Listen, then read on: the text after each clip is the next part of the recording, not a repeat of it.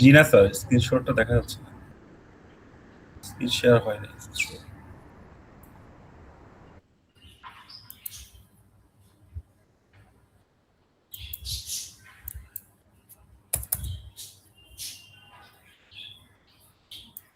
এখন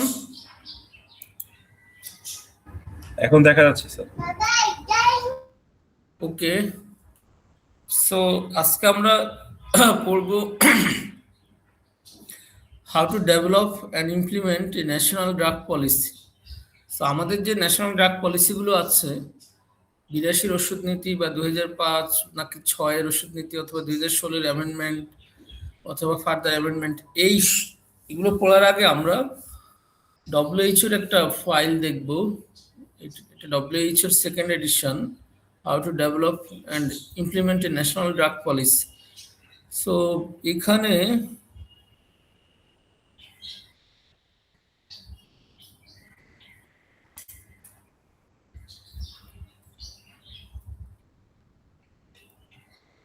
how to develop and implement a national drug policy, এটা যদিও শুধুমাত্র ড্রাগ পলিসির ব্যাপারে, কিন্তু এটা যদি আমরা বুঝতে পারি তাহলে আমরা যে কোনো হেলথ পলিসি, ড্রাগ পলিসি অথবা অন্যান্য যে কোনো পলিসি কিভাবে ডেভেলপ করা হয় এবং সেটা ইমপ্লিমেন্ট করা হয় সেটা সম্পর্কে আমরা একটা আইডিয়া নিতে পারবো।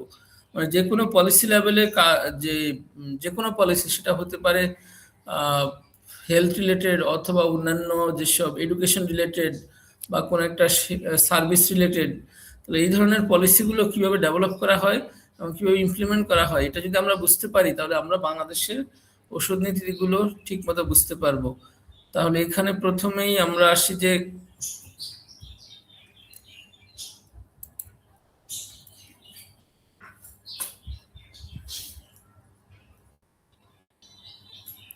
কেন আমাদের ন্যাশনাল ড্রাগ পলিসি দরকার, হোয়াই। তো এটা বোঝার জন্য প্রথমে ডব্লিউএইচও যেটা করেছে সেটা হচ্ছে যে কিছু ফিল্ড স্টাডি ওরা করেছে যে থার্ড ওয়ার্ল্ড কান্ট্রিগুলোতে বা লোয়ার ইনকাম কান্ট্রিগুলোতে অ্যাকচুয়ালি প্রবলেমটা কোথায়। তখন দেখা গেল যে প্রথমেই হচ্ছে essential drugs are not used to their full potential.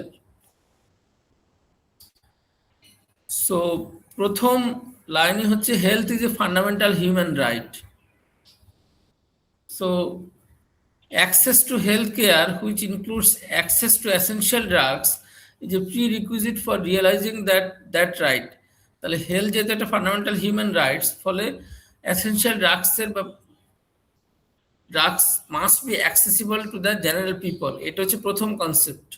কিন্তু প্রবলেম হচ্ছে এসেনশিয়াল ড্রাগসগুলোকে ফুললি ইউজ করা, এটা নানা কারণে পসিবল হয় না। যেমন একটা হতে পারে affordability. Essential drugs play a crucial role in many aspects of healthcare.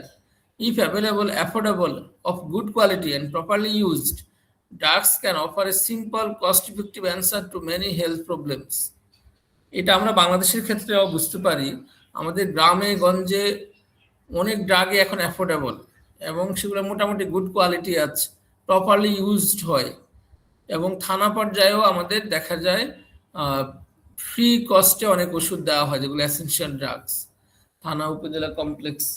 So এর মানে হচ্ছে এক ধরনের অ্যাফোর্ডেবিলিটি আছে, প্লাস এটা একটা গুড কোয়ালিটি মেনটেন করা হচ্ছে। এসেনশিয়াল ড্রাগস যে কোম্পানি বাংলাদেশের, যে তারা যে কোয়ালিটি মেনটেন করে ওই ওষুধটা মানে গ্রামে গঞ্জেও পৌঁছে দিতে পারছে এবং ফ্রি কস্টে অনেকে কিনতে পারছে। যেমন এসেনশিয়াল ড্রাগসের মধ্যে অ্যান্টিবায়োটিক আছে, তারপরে তোমার মিট্রোনিডাজল আছে, এরপরে অ্যাসপিরিন। এই ড্রাগগুলো অনেক থানা কমপ্লেক্সে ফ্রিলি দেওয়া হয় অথবা লো কস্টে অনেক জায়গায় দেওয়া হয়।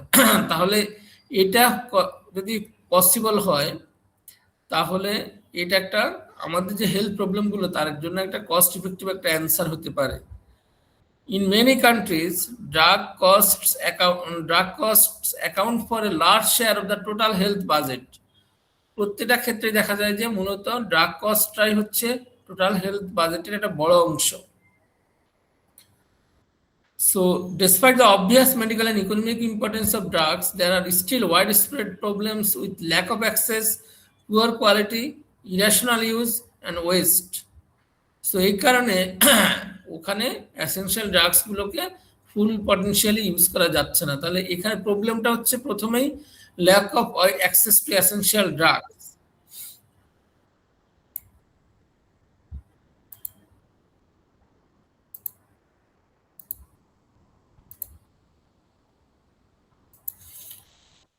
An increasing number of pharmaceutical products are available in the world market, and there has been rapid growth in both drug consumption and expenditure. However, many people throughout the world cannot obtain the drugs they need, either because they are not available or too expensive, or because there are no adequate facilities or trained professionals to prescribe them. So, এগুলা হচ্ছে problem এখন, অর্থাৎ তোমার essential ড্রাগসগুলো affordable না, অথবা প্রেসক্রাইবার নাই, অথবা highly costly, এই কারণে ল্যাক অফ অ্যাক্সেসটা হতে পারে। আরেকটা হচ্ছে পুয়ার কোয়ালিটি। তাহলে পুয়ার কোয়ালিটি অনেকগুলো কারণে হতে পারে। একটা হতে পারে নেসেসারি এডিকুয়েট ড্রাগ লেজিসলেশন এবং রেগুলেশন নাই, ফলে তোমার ড্রাগ রেগুলেটরি অথরিটি যদি উইক হয় তাহলে কোম্পানিগুলো কোয়ালিটিকে খুব একটা প্রায়োরিটি দিবে না। তাহলে এটা একটা বড় problem. In many countries, drug quality assurance systems are inadequate because they lack the necessary components. These components include adequate drug legislation and regulation. এই প্রবলেমটা বাংলাদেশেও ছিল। আমাদের 60-এর দশকে 70-এর দশকে দুই একটা ফার্মা কোম্পানি থাকলেও তারা কোয়ালিটি প্রোডাক্ট তৈরি করতো না। কারণ হচ্ছে ওখানে ওই সময়টাতে আমাদের ড্রাগের লেজিসলেশন এবং রেগুলেশন ছিল না। ইভেন 80-এর দশকেও তোমার ইফিড্রিন অথবা যেগুলো আননেসেসারি ড্রাগ সেগুলো খুব প্রেসক্রাইব করা হতো, বা কারণ কোম্পানি ওগুলো তৈরি করতো, অর্থাৎ কোনো রেগুলেশন ছিল না। অ্যাডাল্টারেটেড ড্রাগ ছিল প্রচুর, তারপরে সাবস্ট্যান্ডার্ড ড্রাগ ছিল, প্রফেটেড ড্রাগ ছিল, শুধু প্লাসিবো দিয়ে ড্রাগ তৈরি করা হতো অনেক ক্ষেত্রে। প্লাস যে ড্রাগগুলো এখন নিষিদ্ধ সেগুলো তখন মানে অনেকেই ম্যানুফ্যাকচারিং করতো। ফলে পুরো ড্রাগ ড্রাগ কি কি ড্রাগের রেজিস্ট্রেশন দেওয়া হবে বা কোন লজিকে দেওয়া হবে এগুলো নিয়ে কোনো লেজিসলেশন ছিল না। তো 82 ওষুধ নীতির মাধ্যমে এই কারণে তখন ড্রাগ লেজিসলেশনটা এবং রেগুলেশনটা স্ট্রং করা হয়েছে, ফলে কোয়ালিটি বেড়েছে। So without proper regulation, substandard and counterfeit products can circulate freely. In addition, inappropriate handling, storage and distribution can alter the quality of drugs. এটা খুব ইম্পর্টেন্ট।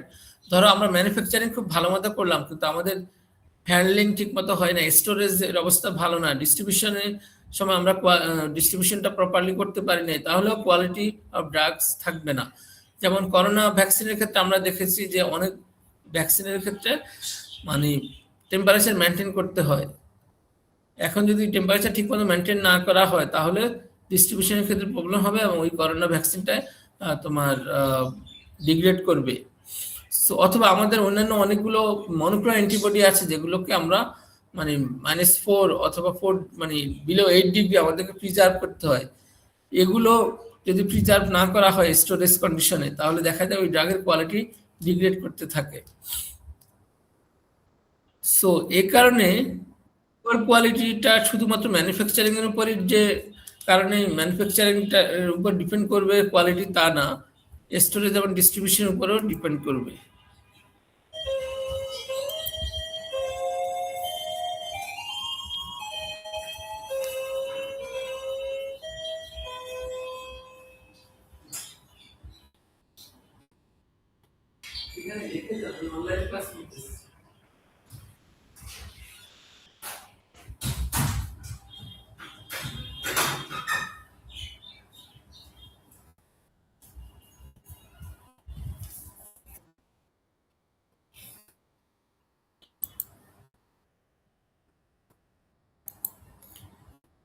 সো আরেকটা বড় প্রবলেম হচ্ছে ইরেশনাল ইউজ অফ ড্রাগস। এটা তোমরা already জানো, আমরা যদি রাইট পেশেন্টকে রাইট ড্রাগ না দিই, আননেসেসারি ড্রাগ প্রেসক্রিপশন করা হয়, অথবা যদি রুট অফ অ্যাডমিনিস্ট্রেশন ঠিক মতো না থাকে এবং রাইট ডোজ যদি না দেওয়া হয় তাহলে সেটাকে আমরা ইরেশনাল ইউজ বলি।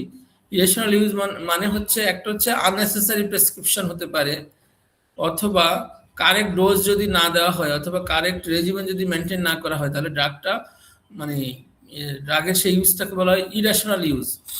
শুধুমাত্র ভুল ড্রাগ অথবা আননেসেসারি ড্রাগ প্রেসক্রিপশনটাই ইরেশনাল ইউজ না, বরং কারেক্ট ডোজ যদি সিলেকশন না করা হয় অথবা কারেক্ট রেজিমেন যদি সিলেকশন না করা হয় এবং কারেক্ট রুট অফ অ্যাডমিনিস্ট্রেশন যদি সিলেকশন না করা হয় তাহলেও ইরেশনাল ইউজ অফ ড্রাগ হতে পারে। Many people buy or are prescribed and dispensed drugs that are not appropriate for their needs. Some use several drugs when one would do. মানে multiple পলিপার drug use করে অনেকে, যেমন পলিপারমিসি বলা হয় এটাকে। So multiple drug prescription বা use করা যাবে না, প্লাস আননেসেসারি ড্রাগ ইউজ করা যাবে না। তো এই যে ইরেশনাল ইউজ অফ ড্রাগ, এটার কারণেও কিন্তু আমাদের অনেকগুলো হেলথ প্রবলেম দেখা দেয়। কারণ ইরেশনাল ইউজ অফ ড্রাগসের কারণে তোমার অ্যাডভান্স ড্রাগ রিঅ্যাকশন হতে পারে, অথবা ড্রাগগুলো অনেক অ্যান্টিবায়োটিক তোমার রেজিস্ট্যান্ট হয়ে যেতে পারে। সো এবং আলটিমেটলি ইরেশনাল ইউজ অফ ড্রাগের কারণে প্রচুর রিসোর্স ওয়েস্ট হবে। সো আরেকটা প্রবলেম হচ্ছে persistent problems and new challenges. This problems have persisted despite all the work done to improve access to essential drugs, to ensure drug quality, and to promote rational drug use. The reasons are complex and go beyond simple financial constraints. To understand them, it is necessary to look at the characteristics of the drug market and to study the attitudes and behaviors of governments, prescribers, dispensers, consumers, and the drug industry. So এখানে যেটা problem সেটা হচ্ছে, ধরো তুমি scientifically এবং legislation follow করেছো, manufacturing ঠিকমতো করেছো, কোয়ালিটি এনশিওর করেছো, অ্যাফোর্ডেবিলিটি বাড়িয়েছো, তোমার এই ধরনের কোনো প্রবলেম না, কিন্তু স্টিল ড্রাগ মার্কেটের অনেকগুলো প্রবলেম থাকে। কারণ কনজিউমারের যে বিহেভিয়ার, ডিসপেন্সারদের যে বিহেভিয়ার, প্রেসক্রাইবারের যে প্রেসক্রিপশন প্যাটার্ন, গভর্নমেন্টের যে বিহেভিয়ার, এই সবগুলো অর্থাৎ ড্রাগ রিলেটেড যে অ্যাটিটিউডস পারসেপশন অর্থাৎ সোশ্যাল ফার্মেসি, অর্থাৎ ড্রাগের ইউজ এবং প্রেসক্রিপশন সম্পর্কে পাবলিকের কি ধারণা, পেশেন্টের কি ধারণা, প্রেসক্রাইবারের কি অ্যাটিটিউডস, গভর্নমেন্টের কি অ্যাটিটিউডস, এগুলো কিন্তু ড্রাগ মার্কেটটাকে মডুলেট করে অথবা ইম্প্যাক্ট ফেলে। সো আরেকটা হচ্ছে health sector development, economic reform, structural adjustment policies, Trends towards liberalisation and new global trade agreements all have a potential impact on the pharmaceutical situation in many countries. এটা এক বাক্যে যেভাবে বলা হয়েছে ব্যাপারটা আসলে অত ইজিলি ব্যাখ্যা করা যাবে না। নর্মালি আমাদের যদি হেলথ সেক্টরে আমরা ডেভেলপমেন্ট করতে চাই তাহলে আমাদের ড্রাগ সেক্টরে ডেভেলপমেন্ট করতে হবে, ফলে এটা ইন্টার রিলেটেড। ইকোনমিক রিফর্ম যখন হয় তখন এটা ইম্প্যাক্ট আমাদের ড্রাগ মার্কেটে চলে আসবে। স্ট্রাকচারাল অ্যাডজাস্টমেন্ট পলিসিস, অর্থাৎ স্ট্রাকচারাল অ্যাডজাস্টমেন্ট পলিসি, কিছু পলিসি আছে যেটা আমরা মানে অ্যাওয়ারনেস বাড়াই, কিন্তু আরেকটা হচ্ছে স্ট্রাকচারাল অ্যাডজাস্টমেন্ট, অর্থাৎ আমাকে স্ট্রাকচার চেঞ্জ করতে হবে। যেমন আমার পুরো কোম্পানির যে ড্রাগের ব্যাপারে তাদের যে ম্যানুফ্যাকচারিং সেটাকে আমি চেঞ্জ করতে চাই।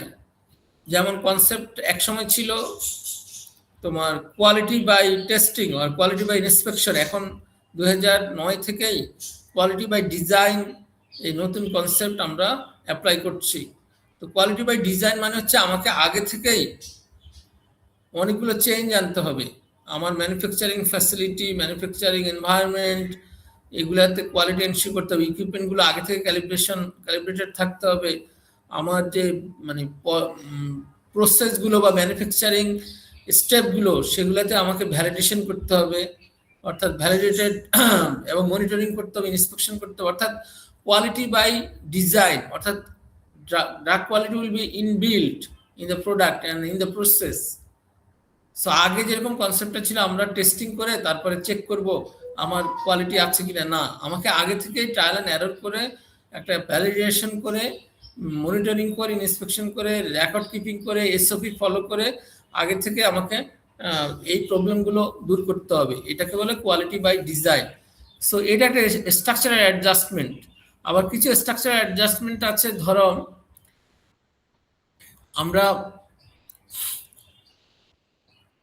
মানে এটা হচ্ছে স্ট্রাকচারটাই চেঞ্জ করে দিবে। ধরো ডিজিডি এর যে স্ট্রাকচার আছে এটা টোটালি আমরা চেঞ্জ করে দিব। অর্থাৎ ডিজিডি এর যে director general of drug administration এটা যেভাবে চলে, এটা আমি মনে করছি, আমরা মনে করি যদি পলিসি লেভেলে তারা যদি মনে করে যে এই স্ট্রাকচার দিয়ে আমাদের ড্রাগ রেগুলেশন, ড্রাগ মার্কেটের রেগুলেশন পসিবল না, তাহলে টোটাল স্ট্রাকচারাল রিফর্ম করতে হবে। যেটা সে স্ট্রাকচারাল রিফর্মের জন্য যেই সেটাকে আমরা তখন বলবো structural adjustment policy. Structural adjustment পলিসিটা বাংলাদেশের কোনো গভর্নমেন্টই নেয় নাই। তারা যেই কাজটা করে সেটা হচ্ছে ডিজিডি এর যে স্ট্রাকচারটা আছে, যে ফরম্যাটটা আছে, এটাকে একটু ইমপ্রুভ করে নেয়। এটাকে আমরা বলি কসমেটিক ফর্ম। সো এটা দিয়ে আসলে আমাদের খুব একটা চেঞ্জ হবে না। এই জন্য হ্যাঁ, কেউ কোশ্চেন করছো? স্যার, আমি বলতে চাচ্ছিলাম অনেকে এখনো আসলে ওয়েটিং আছে, একটু কাইন্ডলি যদি ওনাদের অ্যাকসেপ্ট করে নিতেন। আচ্ছা, ওকে, ঠিক আছে।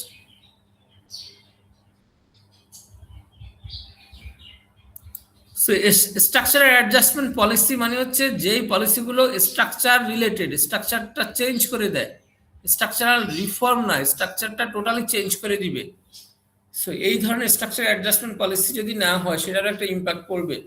আরেকটা হচ্ছে যেটা বলা হলো ট্রেন্ডস টুয়ার্ডস লিবারালাইজেশন। লিবারালাইজেশন মানে হচ্ছে মার্কেটের উপর ছেড়ে দেওয়া। এটা খুব ভয়ঙ্কর একটা ব্যাপার।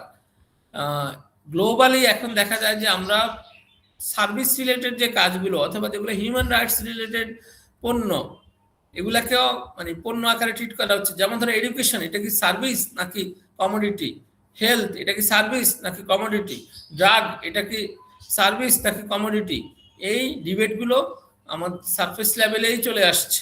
এখন আমরা যদি লিবারালাইজেশন মানে আমার মার্কেটটাকে ওপেন করে দেওয়া, যেমন একটা হচ্ছে ধরো আমার যে মার্কেট আছে ড্রাগ মার্কেট, আমি যদি বাইরের দেশের পণ্যগুলোকে একদমই উন্মুক্ত করে দিই, যেমন আমেরিকা এখন যেটা চাচ্ছে, অলরেডি যে চুক্তি হলো আমেরিকার সাথে আমাদের, সেখানে কিন্তু ওদের অনেক ওষুধ আমাদের মার্কেটে ইজিলি ঢুকবে, ফলে আমরা মার্কেটটাকে উন্মুক্ত করছি, এটাই লিবারালাইজেশন।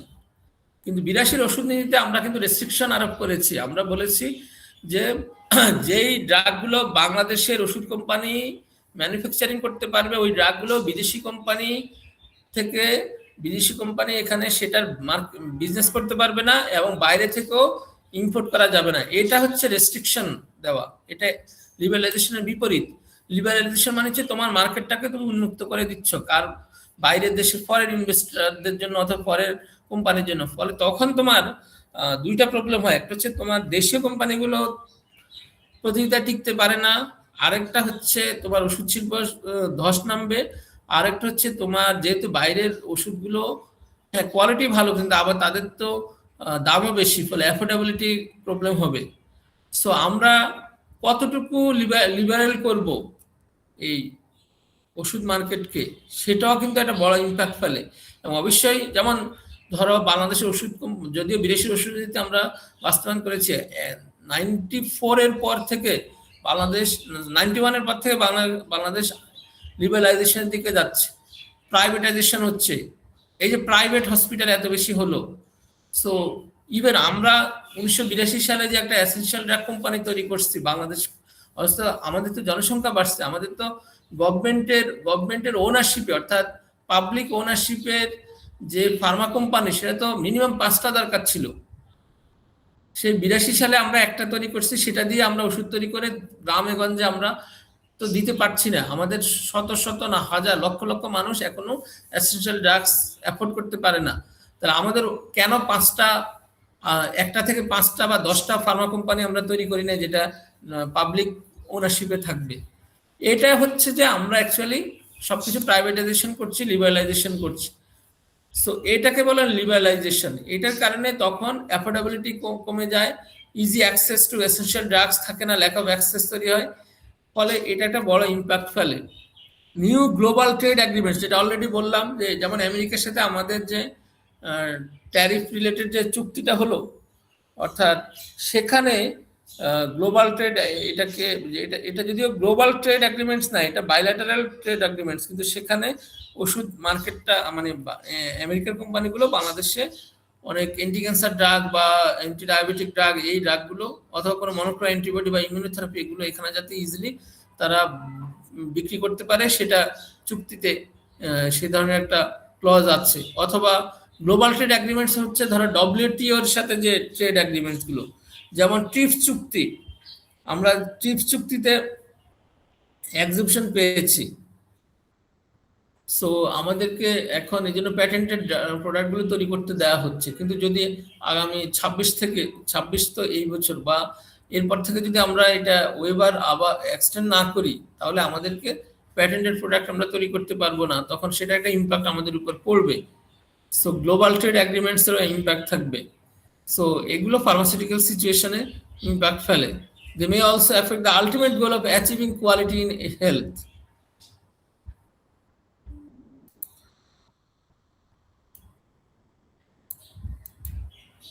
সো এখন হচ্ছে আমরা দেখি যে এখানে আরেকটা প্রবলেম আছে যে আর কি কি চ্যালেঞ্জ আসতে পারে, যেমন changes in the patterns of disease and drug demand also represent major challenges. The rise of new diseases such as acquired immunodeficiency syndrome (AIDS), the re-emergence of other diseases, and increasing drug resistance of potentially fatal diseases such as malaria and tuberculosis all contribute to increased spending on drugs and growing pressure on health resources. অর্থাৎ তোমার যদি নতুন নতুন disease আসে, যেমন এখন অনেক নতুন নতুন ভাইরাস অ্যাটাক করছে, যেমন নিপা ভাইরাস অ্যাটাক করে বাংলাদেশে, নিপা ভাইরাস রিলেটেড তোমার অনেকগুলো ইনফেকশন হচ্ছে যেগুলো লাইফ থ্রেটেনিং। এরপর ডেঙ্গু ফিভার নিয়ে আমাদের কোনো, আমরা অসহায় এবং আমাদের ডেঙ্গু এমন একটা জায়গায় চলে গেছে ডেঙ্গুর কোনো ট্রিটমেন্টই নাই, তাহলে অ্যান্টিভাইরাল নাই, তাহলে এটা নতুন ট্রেন্ড।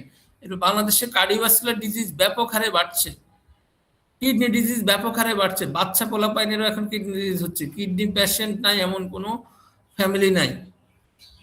ক্যান্সার ভয়াবহ আকার ধারণ করছে, কারণ আমাদের দেশের কোনো রেগুলেশন নাই, ফুড অ্যান্ড ড্রাগ অ্যাডমিনিস্ট্রেশনের মধ্যে কোনো ভালো রেগুলেশন নাই। তারপরে ফুড সেফটি যে অথরিটি, তাদের লেজিসলেশন খুবই উইক, তাদের ইমপ্লিমেন্টেশন খুবই খারাপ, স্ট্রাকচারাল অ্যাডজাস্টমেন্ট নাই, পলিসি খুবই খারাপ, এবং অধিকাংশ পলিসি ওই যে লিবারালাইজেশনের মতো, অর্থাৎ লিবারালাইজেশন মানে ওভার প্রাইভেটাইজেশন, ওভার লিবারালিজম, গভর্নমেন্টের কোনো রেগুলেশন থাকবে না, ডিসরেগুলেটেড কোম্পানি যার যার মতো করে সবকিছু মানে ম্যানুফ্যাকচার করবে, সেল করবে, কস্ট নির্ধারণ করবে, কোম্পানিকে কেউ বাধ্য করতে পারবে না, এবং সেটা বাংলাদেশে ভয়াবহ অবস্থা। বাংলাদেশের সরকারের পাওয়ার ঠিক করে দেয় বড় বড় মানে দেশীয় এবং বিদেশি কোম্পানি। সো এই যে বড় বড় কোম্পানিগুলোই সব রুলস রেগুলেশন মানে তোয়াক্কা না করে নিজেদের মতো করে সবকিছু করছে, এতে পাবলিক হেলথের অবস্থা খুবই খারাপ। এবং আমরা যেসব অ্যাডাল্টারেটেড খাবার খাচ্ছি, প্লাস যেখানে কালারিং এজেন্ট, ফ্লেভারিং এজেন্ট থেকে শুরু করে যেসব কেমিক্যাল দেওয়া হচ্ছে, এই কেমিক্যালের কোনো রেগুলেশন কিছুই নাই। যদি কোনো মানে ব্যক্তি পার্সোনালি গবেষণা করে বলে যে এখানে এই প্রবলেম, উল্টা তার বিরুদ্ধে অ্যাকশন নেওয়া হবে, এটা নিয়ার টু ইম্পসিবল এখানে কোনো কোম্পানির এগেনস্টে দাঁড়ানো। এবং দেখা গেছে যে একটা ফার্মা কোম্পানিরও মানে ময়দা, সুজি, আটা, তারপরে তোমার গম বা সবকিছুর বিজনেস আছে, সেটা এসিআই হোক, স্কয়ার হোক, রেডিয়েন্ট ওইদিকে যাচ্ছে, এরপরে আরো বেক্সিমকো গ্রুপ হোক, অর্থাৎ ফার্মা কোম্পানির সাথে তোমার মানে এরা একটা মাল্টিপল ভেঞ্চার খুলে বসছে। এখন এই কারণে ওদেরকে রেগুলেশনের জন্য তোমার দরকার ফুড অ্যান্ড ড্রাগ অ্যাডমিনিস্ট্রেশনের মতো স্ট্রং একটা রেগুলেশন, কিন্তু সেটা বাংলাদেশে না থাকার কারণে আমাদের ক্যান্সার বেড়ে, মানে ড্রাগে ফুডে যখন অ্যাডাল্টারেশন বাড়বে তখন সেটা ডিজিজটাও চেঞ্জ হয়ে যাবে, এবং এই কারণে আমাদের এখানে ক্যান্সার এখন খুব বেশি। এরপরে তোমার ডিজিজ প্যাটার্নটা স্পেশালি কার্ডিওভাস্কুলার ডিজিজের দিকে বেশি চলে গেছে, তারপর কিডনি ডিজিজও হচ্ছে। সো এই যে ডিজিজ প্যাটার্নটা চেঞ্জ হলো, এই কারণে আমাদের এখন এটা একটা বাংলাদেশের হেলথের উপর একটা বড় চেঞ্জ নিয়ে আসছে। আবার আমাদের ইরেশনাল ইউজ অফ ড্রাগের কারণে অ্যান্টিবায়োটিকগুলো রেজিস্ট্যান্স হয়ে যাচ্ছে। এখন দেখা যায় যে আমরা সেপ্ট্রাক্সন ইউজ করলেও কাজ হচ্ছে না, আমাদেরকে সেফিফিম যেতে হচ্ছে, অনেক ক্ষেত্রে সেফিফিমও তোমার কাজ করছে না, ফলে আলটিমেটলি ড্রাগ রেজিস্ট্যান্সের কারণেও অনেকেই নিউমোনিয়াতে আক্রান্ত হচ্ছে, কিন্তু দেখা যায় যে সেটা ভালো হচ্ছে না। সো যে ড্রাগগুলো আগে কাজ করার কথা সেগুলো কাজ করছে না। যেমন ধরো আগে হয়তো অ্যামোক্সিসিলিন পেমপিসিলিন নিয়ে কাজ হতো, এখন তোমাকে সেফিডিন খেতে হচ্ছে, ফলে কস্ট বেড়ে যাচ্ছে, বার্ডেন হচ্ছে, হেলথ কস্ট বেড়ে যাচ্ছে। এরপরে তোমার যদি ইভেন সেফিডিনও যদি কাজ না হয়, তখন পেশেন্ট অনেক ক্ষেত্রে মারা যাচ্ছে, আবার পেশেন্টের হেলথ খরচও বেড়ে যাচ্ছে, টোটাল হসপিটাল স্টে বেড়ে যাচ্ছে। সো এই যে অনেকগুলো কারণ, যে তোমার নতুন নতুন ভাইরাস অ্যাটাক করছে, আমাদের ফুডে অ্যাডাল্টারেশন বাড়ছে, আমাদের এনভায়রনমেন্টাল পলিউশন বাড়ছে, ফলে নতুন নতুন ডিজিজ অ্যাটাক করছে, ডিজিজ প্যাটার্ন চেঞ্জ হচ্ছে, আমাদের লাইফস্টাইল চেঞ্জ হচ্ছে, ফলে আমাদের কার্ডিওভাস্কুলার ডিজিজ বেড়ে যাচ্ছে। এই সব নতুন নতুন হেলথ প্রবলেমের ক্ষেত্রে আমাদের তখন ড্রাগ পলিসি চেঞ্জ করতে হবে। Changes in life expectancy and lifestyles have led to an increase in chronic diseases and diseases of the elderly, and an increase in the need for drugs to treat these chronic diseases. তাহলে chronic disease এখন বাড়ছে। Chronic disease মানে হচ্ছে ধরো kidney disease, diabetes তো ভয়াবহ আকার ধারণ করছে। ডায়াবেটিসের ব্যাপারে গভর্নমেন্টের কোনো পলিসি আছে বলে আই ডোন্ট নো। কারণ হচ্ছে এটা একটা বড় কারণ হচ্ছে কোম্পানিগুলো চায় ডায়াবেটিস বাড়ুক, তাতে ওরা প্রচুর বিজনেস করতেছে, কিন্তু 10 বছর আগের সাথে কম্পেয়ার করলে তুমি দেখবা যে ডায়াবেটিস দ্বিগুণ হয়ে গেছে, এবং ডায়াবেটিস এত ভয়াবহ আকার ধারণ করছে। কিন্তু এটা একটা ক্রনিক ডিজিজ, কিন্তু এটার ম্যানেজমেন্টটা কিভাবে করবে? হেলথ পলিসি বলতে কিছু নাই, কিন্তু শুধু ড্রাগ ট্রিটমেন্ট করা হচ্ছে, কিন্তু এটাতে কোনো কাজ হচ্ছে না।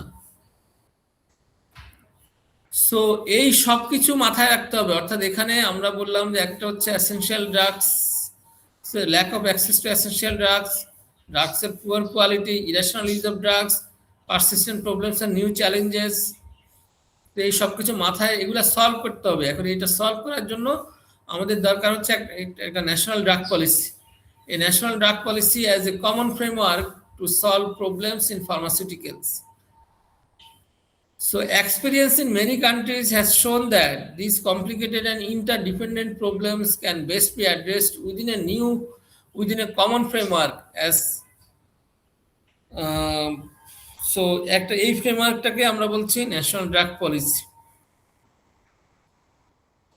WHO recommends that all countries formulate and implement a comprehensive national drug policy. So তাহলে কেন আমাদের ন্যাশনাল ড্রাগ পলিসি দরকার? একটা হচ্ছে ন্যাশনাল ড্রাগ পলিসি হচ্ছে একটা commitment to a goal and a guide for action. So এখানে আমরা একটা মিডিয়াম টু লং টার্ম গোলগুলো সেট করতে হবে, যে আমাদের গোলটা কি। যেমন ফার্মাসিউটিক্যাল সেক্টরের ক্ষেত্রে আমরা চাচ্ছি যে আমাদের ফার্মাসিউটিক্যাল সেক্টর যাতে কোয়ালিটির ড্রাগ তৈরি করে, এবং সেই ড্রাগটা যাতে অ্যাফোর্ডেবল করা যায় পিপলের কাছে, কস্ট যাতে রিডাকশন করা যায়, কস্ট যাতে পিপলের যে ইনকাম সেটার সাথে অ্যাডজাস্টেবল হয়, তাহলে অ্যাফোর্ডেবিলিটি বাড়াতে হবে, এরপর ডিস্ট্রিবিউশন বাড়াতে হবে, এবং কোয়ালিটি ড্রাগের অ্যাক্সেস বাড়াতে হবে। আরেকটা হচ্ছে আমাকে ন্যাশনাল ইউজ অফ ড্রাগকে এনশিওর করতে হবে, আর এবং ড্রাগটা যাতে ড্রাগের সেফটি এনশিওর করতে হবে। সো এই টোটাল ব্যাপারটা হচ্ছে আমাদের একটা মানে medium to long term goal. তো এই গোলগুলো যদি, অর্থাৎ ড্রাগের সেফটি, ইফিকেসি এবং কোয়ালিটি এটা এনশিওর করতে হবে, প্লাস সেই ড্রাগটা যাতে অ্যাফোর্ডেবল হয় এবং ইজিলি, সেজন্য ডিস্ট্রিবিউশনটাকে চেঞ্জ করতে হবে, অর্থাৎ স্মুথ এবং মোর ইফেক্টিভ ডিস্ট্রিবিউশন সিস্টেম বের করতে হবে, এবং প্রাইসকে কন্ট্রোল করতে হবে, মার্কেটটাকে রেগুলেট করতে হবে, ফলে তোমার মার্কেট রেগুলেশনের মাধ্যমে প্রাইসটা কন্ট্রোলে চলে আসবে। So it provides a framework within which the activities of the pharmaceutical sector can be coordinated. It covers both the public and the private sectors and involves all the main actors in the pharmaceutical field. তাহলে national drug পলিসিতে policy হচ্ছে একটা official government statement আকারে তৈরি করা হবে, এবং so is important because it acts as a formal record of aspirations, aims, decisions and commitments. National drug পলিসির মাধ্যমে গভর্নমেন্ট অ্যাপ্রুভ করবে, এবং এটা একটা পিপলের যে অ্যাসপারেশন, যে পিপলের যে পাবলিক হেলথ পাওয়ার যে রাইটস, সেটার ব্যাপারে একটা কমিটমেন্ট থাকবে, এবং এই কমিটমেন্টটা বাস্তবায়ন করা হবে। Without such a formal policy document, there may be no general overview of what is needed. As a result, some government measures may conflict with others. So, why is a national drug policy needed? A national drug policy is needed for many reasons. একটা reason হচ্ছে to present a formal record of values, aspirations, aims, decisions, and medium to long-term government commitments. তাহলে health এবং ড্রাগের ব্যাপারে যে value আছে, যে জন আকাঙ্ক্ষা আছে, অ্যাসপারেশনস, এবং সেটার ব্যাপারে যে লক্ষ্য, উদ্দেশ্য, ডিসিশন এবং গভর্নমেন্টের দিক থেকে যে কমিটমেন্ট, সেটাকে প্রেজেন্ট করা। গভর্নমেন্ট যে কমিটেড এই এই মানে তোমার হেলথ এবং ড্রাগ রিলেটেড যে প্রবলেম, সেটা সলভ করার ব্যাপারে গভর্নমেন্ট যে কমিটেড, সেটা সে এটার মাধ্যমে সে এক্সপ্রেস করবে। To define the national goals and objectives for the pharmaceutical sector, অর্থাৎ ফার্মাসিউটিক্যাল সেক্টরের ব্যাপারে গভর্নমেন্টের বা আমাদের যে ন্যাশনাল গোল এবং অবজেক্টিভটা কি, সেটা আমরা ডিফাইন করব এই ন্যাশনাল ড্রাগ পলিসিতে, এবং সেটাকে প্রায়োরিটি দেওয়া হবে। যেমন 82 ওষুধ নীতিতে আমাদের একটা ন্যাশনাল গোল ছিল বাংলাদেশের ফার্মা সেক্টরটাকে আমরা একটা ভিত্তির উপর দাঁড় করাবো, এবং যাতে দেশের তখন আমাদের প্রায় 95% ওষুধ মার্কেট রেগুলেট করতো বিদেশি কোম্পানিগুলো, দেশি কোম্পানি মাত্র 5% রেগুলেট করতো। তো আমাদের তখন বিদেশির ওষুধ নীতি যারা তৈরি করেছে এবং গভর্নমেন্ট অ্যালাউ করেছে, সেই সময় প্ল্যান ছিল যে এটাকে রিভার্স করে দিতে হবে, অর্থাৎ বাংলাদেশের দেশি কোম্পানিগুলোকে প্রোটেকশন দিতে হবে, ছাড় দিতে হবে, মার্কেটটাকে রেগুলেট করতে হবে যাতে, এবং জিএমপি ফলো করতে হবে, যাতে করে দেশি কোম্পানিগুলো কোয়ালিটি সেফ এবং কোয়ালিটি প্রোডাক্ট তৈরি করতে পারে। এবং এটা ছিল ন্যাশনাল ড্রাগ পলিসির একটা বড় গোল, যে ন্যাশনাল ফার্মাসিউটিক্যাল সেক্টরটাকে ডেভেলপ করা, ফার্মা কোম্পানিগুলোকে ডেভেলপ করা, দেশীয় কোম্পানিগুলোকে, এবং তাদেরকে প্রোটেকশন দেওয়া। যেমন তারা যে বাইরে থেকে, অর্থাৎ বাইরে থেকে যে ইম্পোর্ট করা, সেটা বন্ধ করে দেওয়া। যেগুলো বাংলাদেশের ওষুধ কোম্পানিগুলো তৈরি করতে পারবে, সেগুলো বাইরে থেকে ইম্পোর্ট করা যাবে না। যেগুলো বাংলাদেশের ওষুধ কোম্পানিগুলো তৈরি করতে পারবে না, সেগুলো শুধুমাত্র ইম্পোর্ট করতে পারবে। সো এই প্রোটেকশনগুলো দেওয়া হয়েছে। সেই প্রোটেকশনগুলো দেওয়ার কারণে আমাদের ন্যাশনাল ড্রাগ পলিসিটা অনেক হেল্পফুল ছিল। সো এভাবে ন্যাশনাল, তুমি কি চাও তোমার ফার্মাসিউটিক্যাল সেক্টর নিয়ে, সেটা গোল এবং অবজেক্টিভগুলো ওখানে ডিফাইন করা থাকবে, এবং সেটাকে প্রায়োরিটি দেওয়া হবে। To identify the strategies needed to meet those objectives and identify the various actors responsible for implementing the main components of the policy. তাহলে এই যে অবজেক্টিভগুলো, ন্যাশনাল গোলস এন্ড অবজেক্টিভগুলো ফার্মাসিউটিক্যাল সেক্টরের ব্যাপারে, সেটার ব্যাপারে সেটা মানে সেটাকে বাস্তবায়ন করার জন্য, ইমপ্লিমেন্ট করার জন্য স্ট্র্যাটেজিগুলো কি কি হবে সেটা উল্লেখ থাকবে, প্লাস স্টেক হোল্ডার্স কারা এবং তাদের ভূমিকা কি হবে সেটা এখানে উল্লেখ করা থাকবে। Then to create a forum for national discussions on these issues, national drug পলিসির মাধ্যমে একটা ফোরাম তৈরি করা হবে, যেটা যার ভিত্তিতে এই ইস্যুগুলো নিয়ে ন্যাশনাল ডিসকাশন চলতে থাকবে। So the main objectives of ensuring equitable access, good quality and national use are usually found in all national drug policies. অর্থাৎ দুনিয়াতে যত কান্ট্রি আছে, সব কান্ট্রিগুলোতেই একটা কমন প্যাটার্ন হচ্ছে ন্যাশনাল ড্রাগ পলিসিতে easy to access to the drug, অর্থাৎ accessibility and affordability of the people to the essential drugs and other non essential drugs, সেটা এনশিওর করতে হবে। ফার্মাসিউটিক্যাল যে মেডিসিনগুলো আছে, তাই সেগুলোর কোয়ালিটি মেনটেন করতে হবে, গুড কোয়ালিটি এনশিওর করতে হবে, এবং ন্যাশনাল ইউজকে এনশিওর করতে হবে। ন্যাশনাল ইউজ মানে হচ্ছে ইন টার্মস অফ তোমার রাইট প্যাশেন্ট চুজ করা, রাইট প্যাশেন্টকে রাইট ডোজে, রাইট অ্যাডমিনিস্ট্রেশন প্রসেসে ড্রাগটা ইনজেক্ট করা, এটা হচ্ছে ন্যাশনাল ইউজ। তাহলে ন্যাশনাল ইউজটাকেও এনশিওর করতে হবে। সো অবজেক্টিভ হচ্ছে, general objectives of a national drug policy are to ensure access, quality, rational use. Access মানে equitable availability and affordability of essential drugs. Availability মানে মার্কেটে ড্রাগটা থাকতে হবে,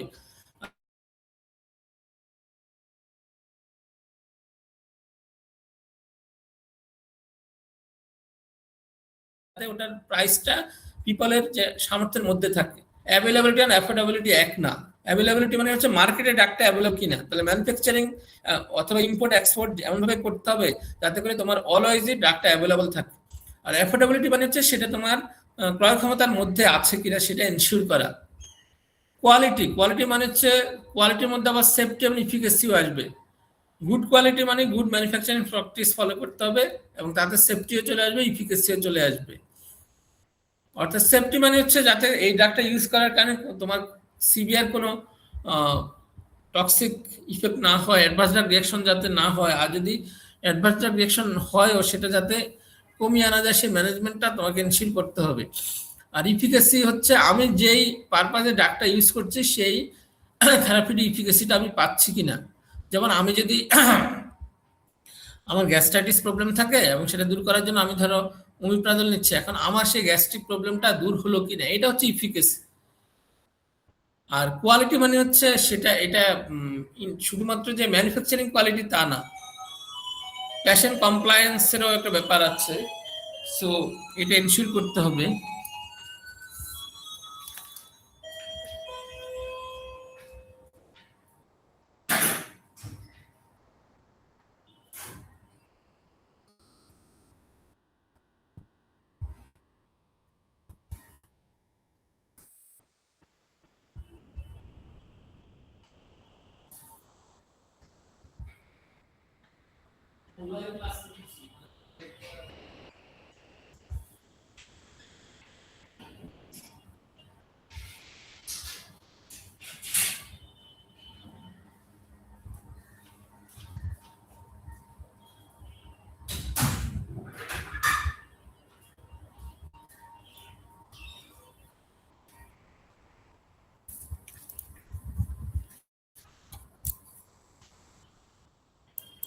সো আরেকটা ইম্পর্টেন্ট অবজেক্টিভ হচ্ছে rational use, the promotion of therapeutically sound and cost-effective use of drugs by health professionals and consumers. তো drug পলিসির আরেকটা উদ্দেশ্য থাকবে এই যে ড্রাগগুলো মার্কেটে আছে অ্যাভেলেবল, সেই ড্রাগগুলো যাতে রেশনালি ইউজ করা হয় এবং এখানে হেলথ প্রফেশনাল এবং কনজিউমারদেরকেও এটার সাথে নিয়ে আসা হবে। তাহলে এই যে accessibility, affordability, availability, quality, rational use এগুলো এনশিওর করার জন্য কি কি স্ট্র্যাটেজি নেওয়া হবে সেটা হেলথ পলিসি ড্রাগ পলিসিতে উল্লেখ থাকতে হবে। সো আজকে এই পর্যন্ত, নেক্সট ক্লাসে আমরা এগুলো আরো একটু ডিটেলস পড়বো।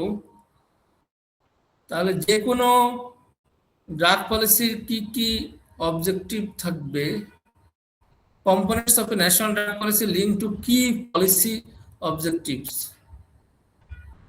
তাহলে আমাকে accessibility, access, quality, rational use এই তিনটা হচ্ছে আমার মেজর অবজেক্টিভ। এই জন্য কম্পোনেন্ট গুলো হবে সিলেকশন অফ এসেনশিয়াল ড্রাগস,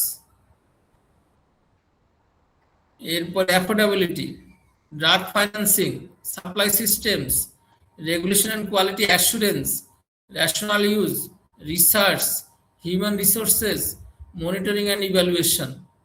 তাহলে এগুলো হচ্ছে ন্যাশনাল ড্রাগ পলিসির কম্পোনেন্ট। এগুলো দিয়ে আমরা access, quality, rational use ensure করব। কি কি?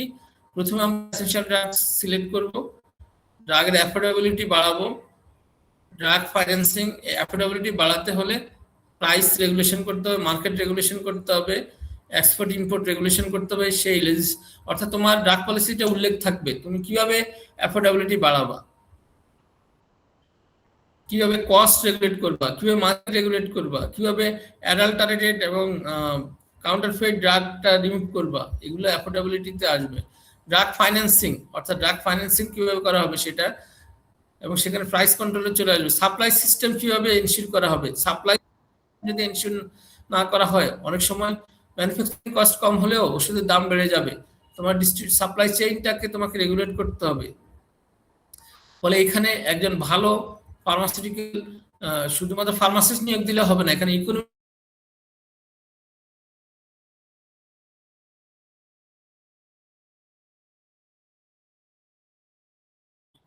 ইকোনমিস্টও লাগবে। এই যে এবার যে অন্তর্বর্তী সরকারের এরা কার সাথে পরামর্শ করে কি সব লোকজনকে, শুধু ডাক্তারদের নিয়ে তারা মানে হেলথ পলিসি তৈরি করে, অথচ বাংলাদেশের ন্যাশনাল ড্রাগ পলিসি অথবা হেলথ জন্য ইকোনমিস্টদের দ্বারস্থ হয় নাই কখনো। আদারওয়াইজ আমরা সাপ্লাই সিস্টেম চেঞ্জ করতে পারবো না। ড্রাগ ফাইন্যান্স এগুলো সম্পূর্ণ ইকোনমিক্সের ব্যাপার। সো এই ব্যাপারগুলো রিয়েলি ভালো ইকোনমিস্টকে দেখিয়ে এগুলো চেঞ্জ করতে হবে। রেগুলেশন অ্যান্ড কোয়ালিটি অ্যাসুরেন্স এটা খুবই ইম্পর্টেন্ট, এবং এই রেগুলেশন এবং কোয়ালিটি অ্যাসুরেন্সের একটা বড় কম্পোনেন্ট হচ্ছে, একটা স্ট্র্যাটেজি হচ্ছে জিএমপি কমপ্লাই করে কিনা কোম্পানিগুলো সেটা রেগুলেট করা। জিএমপি মানে গুড ম্যানুফ্যাকচারিং প্র্যাকটিস, সেটা এখন বলা হয় কারেন্ট গুড ম্যানুফ্যাকচারিং প্র্যাকটিস। এটা এফডিএ এবং ডব্লিউএইচওর গাইডলাইন আছে কি কি ড্রাগ ম্যানুফ্যাকচারিং এর জন্য কি বা ড্রাগ ম্যানুফ্যাকচারিং এর ক্ষেত্রে কি কি গাইডলাইন ফলো করতে হবে। সেই জিএমপি ফলো না করলে আমরা কোয়ালিটি অ্যাসিওর করতে পারবো না। তাহলে সেটা স্ট্রিক্টলি রেগুলেট করা হচ্ছে কিনা, সেটার জন্য স্ট্র্যাটেজি কি হবে, এবং সেটা ইন্সপেকশন এবং মনিটরিং এ যেই লুপ হোল গুলো আছে সেটা আমরা কিভাবে দূর করব। তারপর রেশনাল ইউজ, এটা খুব ইম্পর্টেন্ট। এটা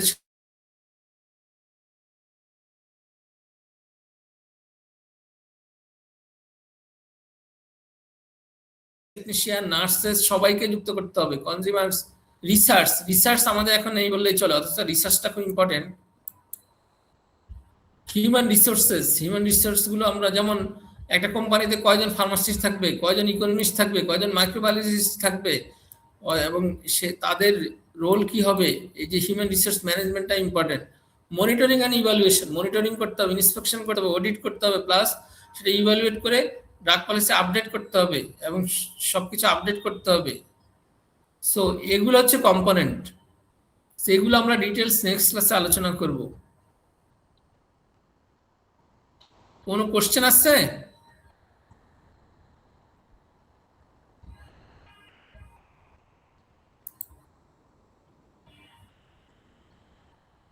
Any question?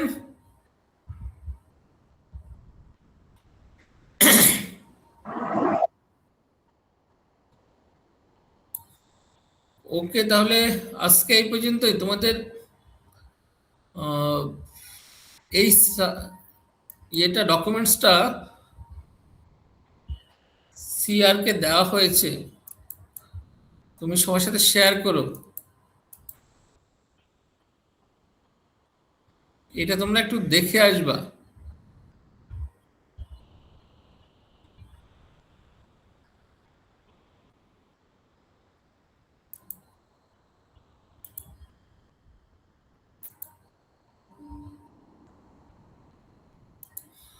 ওকে, তাহলে আমাকে শোনা যাচ্ছে? জি স্যার। আচ্ছা, তাহলে তোমরা এই ফাইলটা একটু পড়ে আসবা, আমরা নেক্সট ক্লাসে আরো বিস্তারিত আলোচনা করব।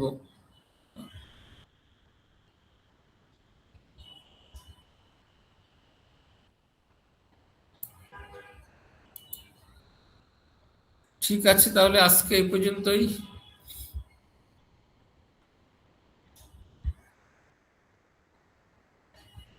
সো এখানে লিভ নিচ্ছি, সবাই ভালো থাকো।